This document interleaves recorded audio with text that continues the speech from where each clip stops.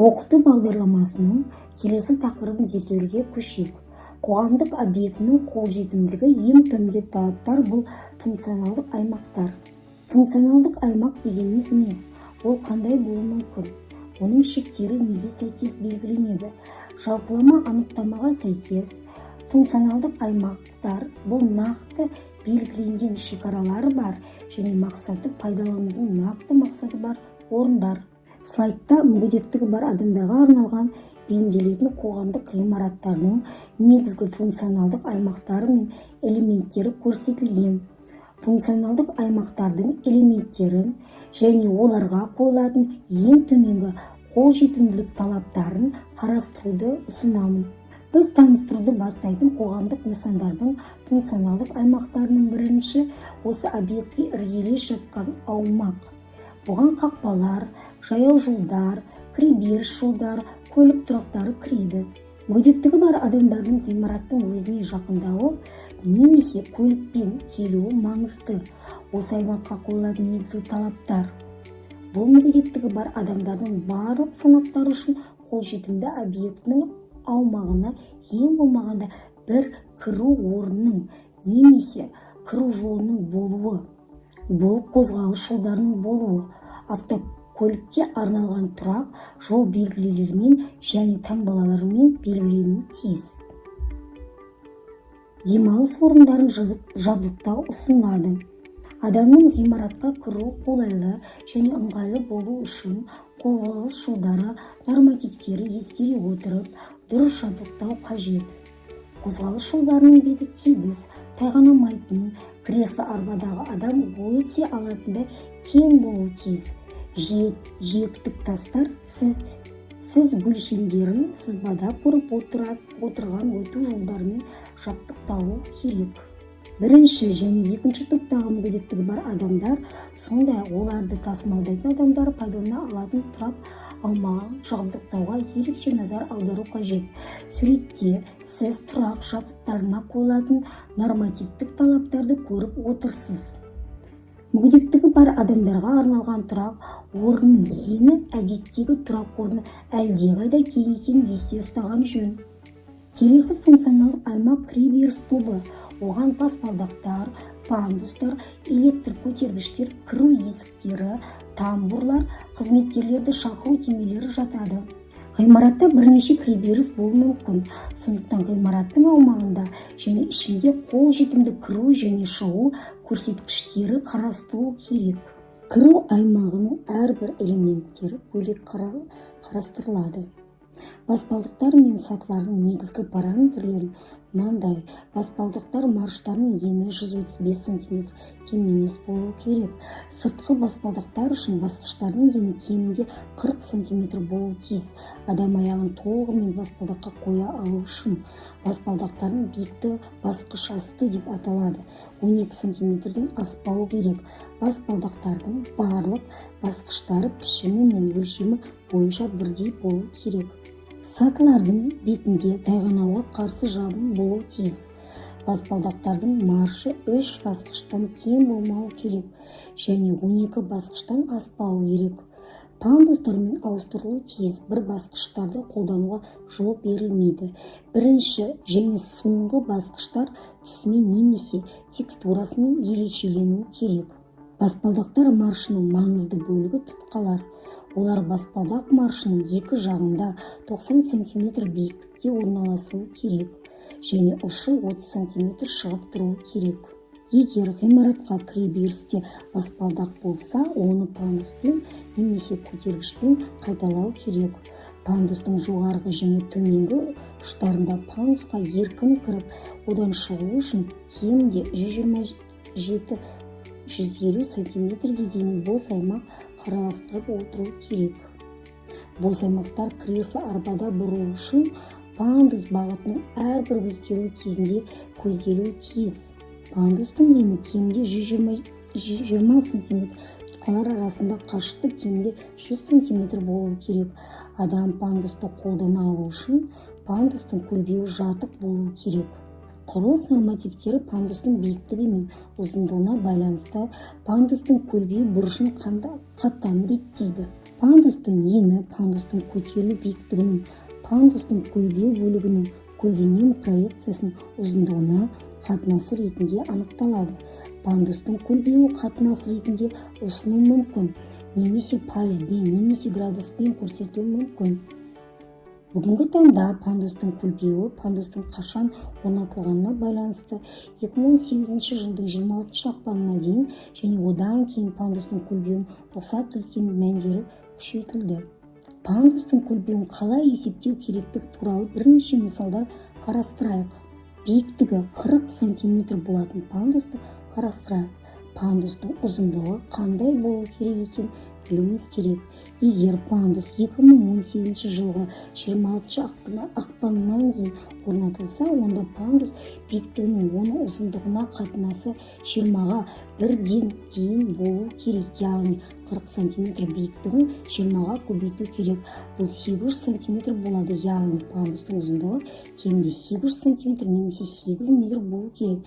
Егер пандус 2018 жылдың 20 ақпанына дейін орнатылса, онда пандустың ұзындығы 40 см 12-ге көбейту керек. 12-ге 1-ден қатынасы, демек пандустың ұзындығы кем дегенде 480 см немесе 4 метр 80 см болу керек. Пандустың көлбеуін пайызбен есептеуге болады, градуспен есептеуге болады, немесе пандустың көлбеу бұрышын анықтау үшін бұрыш өлшемгіш мобильді қосымшасын пайдалануға болады. Пандустың көлбеуін қалай есептеу маңызды емес.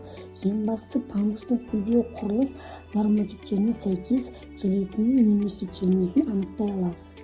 Пандустың келесі элементі биіктігі 5 см-ден кем болмауы керек жиектері. Жиектер арбаның дөңгелегінің немесе таяқтың пандус төсемінен тайып кетуін болдырмау үшін орнатылады. Баспалдақтар үшін де, пандустар үшін де маңызды элемент тұтқалар. Айырмашылығы тұтқалар санында. Пандуста олар екі жағынан 90 және 70 см биіктікте орналасу керек, яғни әр жағынан екі тұтқаны орнату керек. Тұтқалардың ұзындығы әрбір жағынан пандустың ұзындығынан 30 см-ге артық болуы тиіс. Соңғы тіреуден кейін көлденең дөңгелектеніп шығыңқы болуы тиіс. Бұл талапты сақтау керек, өйткені кресло арбадағы адам жоғары қарай көтеру кезінде арбаның алдыңғы пандустың екі жағындағы тұтқалардан ұстауы және кресло арбаны оқыс қимылмен жоғары қарай итеру керек. Пандустан төмен қарай түсу кезінде ол алдыңғы тұтқалардан ұстап арбаның қозғалысын тежейді, ал егер тұтқаларда көлденең шығыңқы жерлері болмаса, онда пандустан төмен түсу кезінде адамда қиындықтар туындайды. Ол қолмен ұстанатын жер болмаса, оған көмек қажет болуы мүмкін. Кіру аймағының тағы бір элементі электр көтергіш немесе лифт. Сыртқы және ішкі көтергіштер мен лифттер үшін қойылатын талаптар бірдей. Бұл құрылғылар өз бетімен пайдалануға бейімделу керектігі туралы айта кеткен жөн.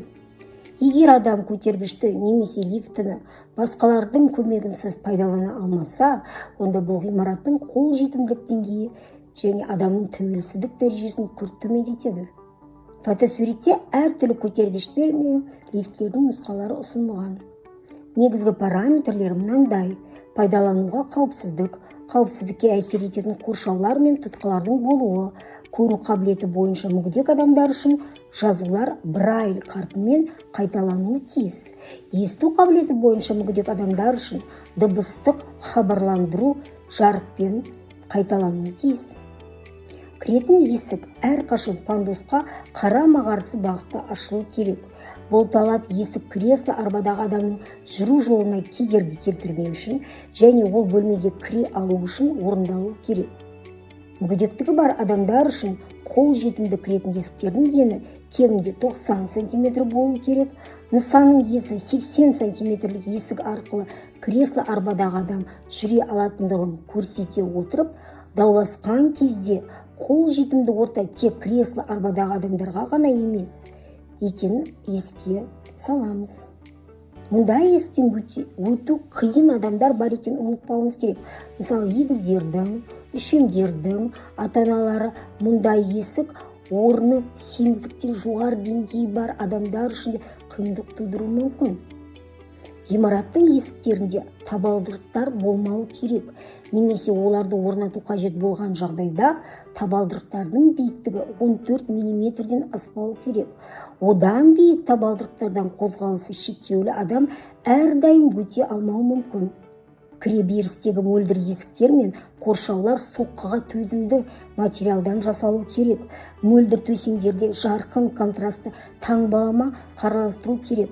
Таңбаламаның өлшемі 10-нан 20 см-ге дейін болу керек. Оның еденнен 120 см-ден 1,5 метрге дейін биіктікте орналастыру керек. Суретте сауда орталығы өзінің логотипін мөлдір есіктерге контрастты белгі ретінде қалай қолданылғаны туралы мысал келтірілген. Бұл қолайлы нұсқа, өйткені таңбалаудағы ең бастысы көру қабілеті нашар адамдар кедергіні алдын ала көріп жарақат алмау үшін, сондай адамның ғимаратқа кіру үшін кемінде 5 секунд кідіріспен автоматты жабуды қамтамасыз ететін есіктерді пайдалану керек. Тамбурлардың тереңдігі 1,5 метрге 230 см-ден кем болмауы тиіс. Суретте құрылыс нормаларына сәйкес келетін тамбурдың нұсқасы көрсетілген. Тамбурда бірнеше адам тұра алады. Олар есіктер еркін ашылып жабылады. Бейімделу жұмыстарын жүргізгенге дейін немесе жүргізу кезінде қысқа мерзімді шешім қызметкерлерді шақыру теңесі болып табылады. Айта кету керек, қызметкерлерді шақыру теңесі қол жетімділікті қамтамасыз ету болып табылмайды. Өйткені бұл жағдайда адамның еркін жүріп тұру құқығы бұзылады. Осыған байланысты оның болуы қол жетімсіз объектіге айыппұл санкцияларын салуға әсер етпейді. Қызметкерлерді шақыру теңесін орнату орындары әртүрлі болуы мүмкін. Ғимараттардың қабырғасында, сүйеніштерде, арнайы тіректе немесе кіреберістің алдындағы шамда. Қазіргі уақытта орнатудың белгілі бір ережелер қалыптасты. Түйме кедергі туындағанда дейін жер деңгейін 85 см-ден 1 метрге дейін биіктікте және шығыңқы бөліктерден, мысалы баспалдақтың бірінші сатысы кемде 40 см қашықтықта көмекке мұқтаж адам түймені кедергісіз пайдалана алатындай етіп орнатылады. Келесі функционалды аймақ қозғалыс жолдары. Бұл аймақ кіреберіс тобынан қызмет көрсету аймағына дейінгі объектінің бөлігі болып табылады. Тұрғындардың қозғалысы шектеулі топтары үшін, келушілер үшін ашық барлық үй-жайлар қолжетімді болуы тиіс. Қабаттылығына қарамастан, бүкіл ғимарат бойынша келушілер үшін қолжетімділік пен ыңғайлық жағдайларын қамтамасыз ету қажет. Мүгедектігі бар адамдар үшін қолжетімді қоғамдық ғимараттарында дәліздердің ені кемінде 120 см болу керек, жиһаз қозғалысқа кедергі жасамауы керек, ыңғайлы болу үшін қозғалыс бағыты көрсетілген белгілерді қою керек. Едендерді қабырғалардың түсіне қарама-қарсы түстермен бояу ұсынылады. Ұзындықты кілемде болмауы керек. Көп қабатты ғимараттың ішінде сыртқы сатыларға, пандустарға, электр көтергіштерге қойылатын талаптар қолданылатын сатылар, пандустар, лифтілер, көтергіштер орнатылуы тиіс. Жалғыз айырмашылығы ішкі баспалдақтардың қадамдарының ені мен биіктігі. Ені қолайлы 30 см, биіктігі 15 см. Біз қарастырылған келесі аймақ қызметтер көрсету аймағы немесе қызмет көрсету аймағы. Халыққа қызмет көрсететін объектілер үшін қызмет көрсету аймағының қол жетімділігіне қойылатын жалпы талаптар қызмет көрсету аймағының бірінші қабатта неғұрлым қолайлы орналастыру және анықтамалық ақпараттық қызметінің міндетті түрде болуы болып табылады. Қызмет көрсету аймағының жабдықтарына қойылатын талаптар: кең өту жолдары, үстелдердің, сөрелердің, витриналардың, тіреулердің биіктігі еден деңгейінен 80 см-ден аспайды. Мүгедектігі бар адамдар үшін кемінде 1,5% орын бөлу.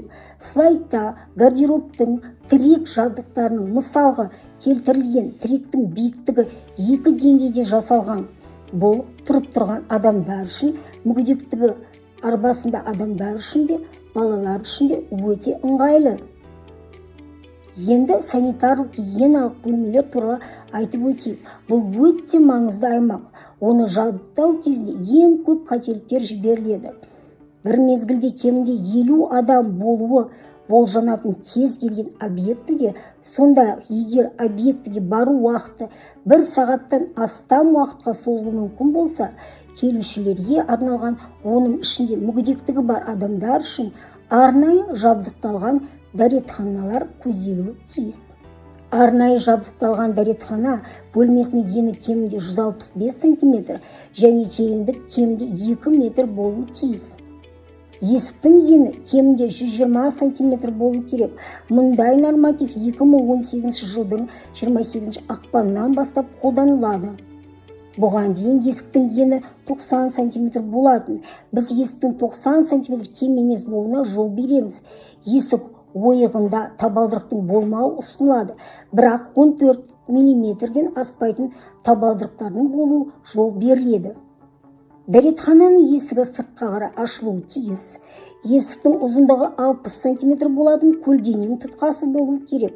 Өйткені барлық мүгедек адамдар есікті жапқан кезде тұтқаны еркін қолдана алмайды. Кресло арбамен қозғалыс үшін унитаздың жанында бос алаң, сондай-ақ унитаздың екі жағында ұстағыш тұтқалар көзделу қажет. Олардың біреуі қайырмалы болуы тиіс.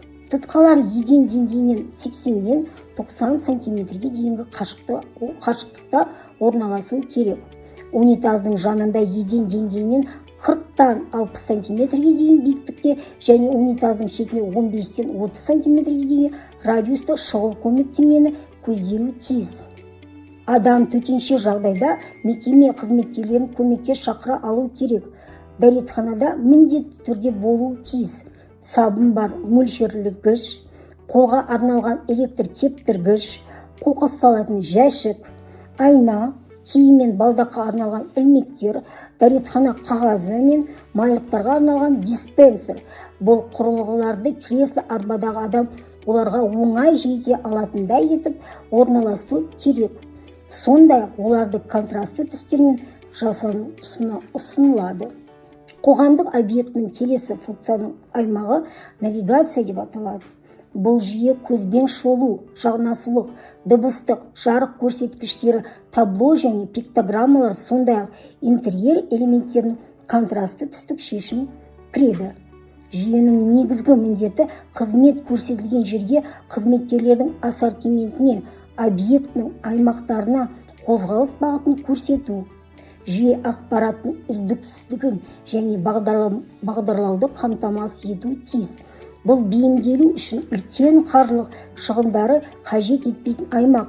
Бейімдеу жұмыстарының бір бөлігін өз бетінше жасауға болады. Міндетті түрде халықаралық қолжетімділік символдар мен қолжетімді тұрақ орындары, кіреберістер, дәретханалар, киім өлшеу орындары, лифтлер және басқа да көтергіш құрылғылар белгіленеді.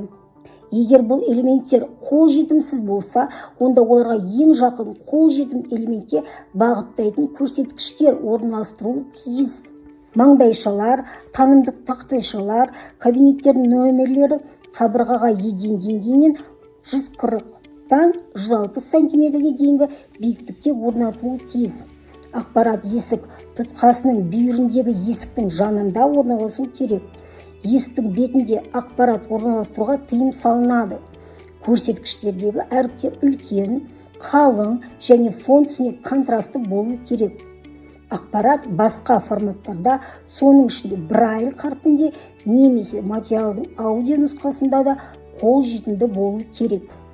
Едендегі жанасу көрсеткіштеріне ерекше назар аудару керек.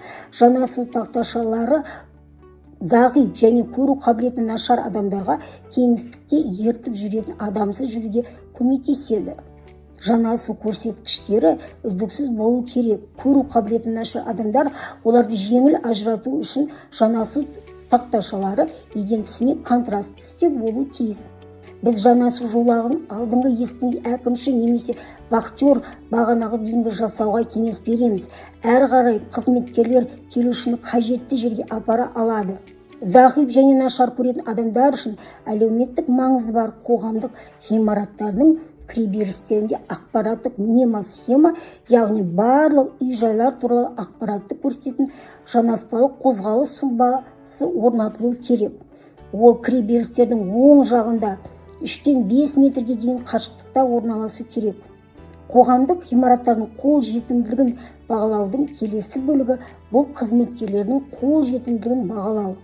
Қол жетімділік талаптары бүкіл ғимарат бойынша еркін жүріп тұруды қамтамасыз етумен немесе бірінші қабатта қызмет көрсетуді қамтамасыз етумен айқындалады. Кері жағдайда нысан қолжетімді емес. Мысалы, екінші қабатта орналасқан АХ атты жөнін өзгерту туралы куәлікті рәсімдеу керек. Баспалдақтар бар, бірақ лифт жоқ. Демек, кресло арбамен қозғалатын адамдар үшін қызмет қолжетімсіз болады. Біз 2021 жылғы қосқан тағы бір маңызды аймақ балалар аймағы, яғни 7 жасқа дейінгі балалар үшін көрсетілетін қызметтердің қол жетімдігі мен қауіпсіздігі. Біздің халқымыздың едәуір бөлігі кішкентай балалар. Олар тұрғындардың қозғалысы шектеулі тобына жатады. Оларға кез келген объектіге кіруді қауіпсіздікті қамтамасыз ету керек. Сондықтан балаларға балалар жиһазы, балалар мәзірі, балалар дәретханасы қажет. Жөргектеу үстелін орнату маңызды. Егер арнайы дайындалған қызметкерлер демалыс бағдарламасы болса жақсы. Қоршау мен бейнекамераларды орнату қауіпсіздікті қамтамасыз ету маңызды. Осымен қорытындылайық. Біз қоғамдық нысанды аймақтарға бөлуді, функционалдық аймақтарды бейімдеудің негізгі талаптарын қарастырдық. Бұл қоғамның нысандардың қол жетімділігін қамтамасыз ету үшін біз сақтай алатын ең төменгі талаптар екенін айта кеткен жөн. Келесі бөлімде біз бейімделу жұмыстары кезінде жіберілген әдетте қателіктерді қарастырамыз.